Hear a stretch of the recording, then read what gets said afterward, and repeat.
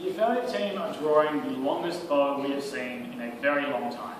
They're saying that the fact that a company offers up something which can, in some circumstances, if a whole bunch of other things fall into line, cause a particular outcome, then that person has a right to say, it was you, you're responsible, give me some money.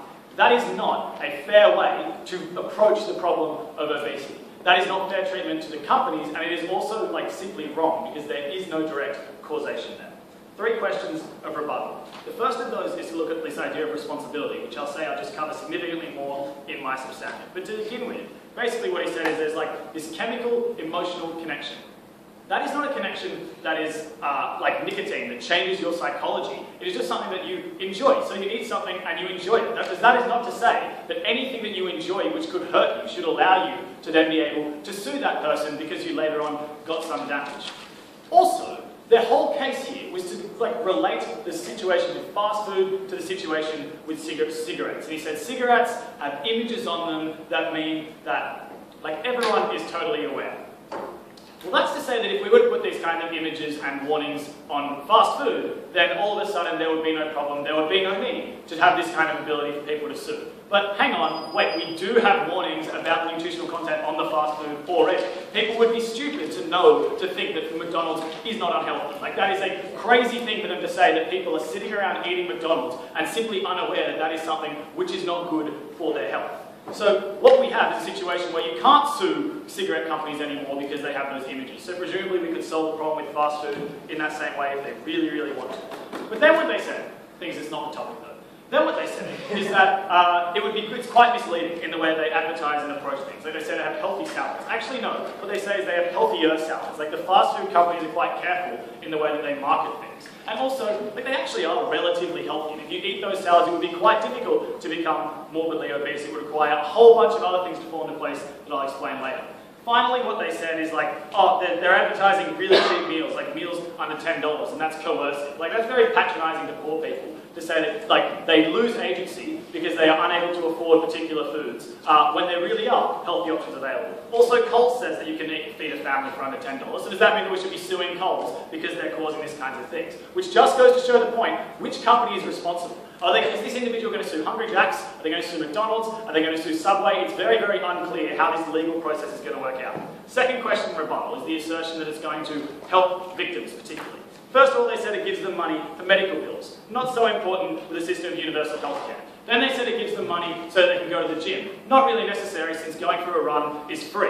What they're arguing is that people are so reliant on getting this kind of compensation that they are unable to escape this situation anywhere else. As I'll explain in my substantive, this is a long process of getting fat, which there are many points to opt out. The final point of rebuttal is this idea about the effect that it's going to have on companies. This will be in my second substantive, but more or less what they said is that there's going to be this incentive to fix your food and make it healthier and get a whole new system. First of all, either that's not going to happen and there will be no impact because the lawsuits are not going to be enough to counteract the profit incentive, so the compensation they have to pay out doesn't go against the profits that they would otherwise make, in which case, no impact. Or you are literally going to not have any unhealthy food ever sold anywhere in the world. And as I will explain to you, that is really, really bad for people that do healthily have the occasional Big Mac and enjoy it. So my first argument is about why these companies are not at fault, and the second is about how how you would lose that happiness factor. On the first, if you're going to pay out compensation, you need to prove that they're at fault. And what we're saying is that you're not even at partial fault in these situations when you're a fast food company. How do you get fat? It requires eating a whole bunch of crap for a really, really long time. It means that you don't exercise. It means you're not seeking out medical help and nutritional advice at any stage. And it takes literally almost a decade to get to the point from healthy and morbidly obese that you have so many opportunities to do something about it along the way. How do companies fit into that process? They offer something. They offer a product which is very distinct from forcing people to accept that. They have a choice in this situation. We would analogize what the affirmative team is doing to saying that alcoholics would be allowed to sue companies that produce alcohol because they have caused their problems. When in fact, that's not the point that we're getting at all. Simply making something available is not the same as forcing someone to take it and forcing them to take it in a particularly stupid way. Also, the role that companies play in terms of advertising. They advertise to their consumers, of course. In fact, there's often quite a good incentive for companies like McDonald's to advertise to healthy people, because if their shops are full of fat people, that's really bad for their image. So there is no targeted advertising in this respect. There is advertising to whoever it is that is going to pay them money.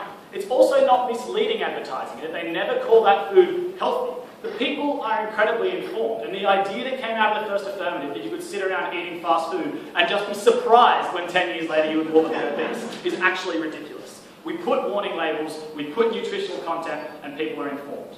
So basically, you have the same role, like having some role in causation and playing some part in that you, to a small extent, facilitated it, is not the same as you are at fault and must pay out compensation. The individual played a significant role in allowing it to happen and not exercising. There are situations where, for instance, you may be working too hard at the office, therefore don't have time to exercise. That doesn't mean you can sue your office for allowing that to happen. There are situations where people inherit genes, which is another factor that can contribute to obesity. That doesn't mean you can sue your parents for the genes that they handed down. The legal causation here is very, very difficult to prove. As another aside, it is possible to get fat and get morbidly obese without fast food. If you were to eat a significant amount of cheese and carbohydrates and like lollies and chocolate, those are not fast foods, but if you did that in combination with not exercising and in large quantities, or even if you just like drank lots of fruit juice and you rotted your teeth, those are all things which mean that you get to that bad situation, but at no time can we say that fault was caused by those individuals. The logical conclusion of the affirmative case is to find fault everywhere. So in sum, simply having some role in the process does not mean that you should be paying out compensation. Second argument is about how unhealthiness is inherent to fast food. So the argument that was brought out from First Affirmative was to say they're going to radically change the kind of foods that they produce. What that literally means is that fast food which is unhealthy is literally not going to exist. Like, not at all.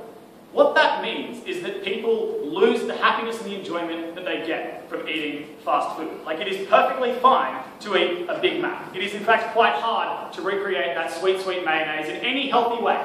But someone wants to eat that, they should be able to eat that food, because that is something that they do, and then they go for a run, and then they are fine, and they are not a morbidly obese person at the end of the day. Also what you do is that you kill off that entire industry. You kill off the economic revenue that it brings in, you kill off the jobs that it brings in. And if that somehow didn't happen, if somehow the insinuation of the affirmative case that in fact what these companies are going to do is radically change every menu, so McDonald's is literally not McDonald's to any kind of way that we would have previously understood it, then all that means is that these companies are going to have to increase their prices to make up for the fact that they're paying out compensation, which is literally just thin people subsidising the fatness of fat people.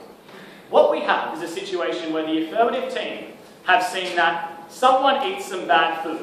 Where'd that food come from? You. They're basically aiming to point blame where blame does not belong. There are a huge number of factors that contribute to when you become morbidly obese. The pinpoint of legal responsibility that they're trying to find does not exist, and we are proud to oppose.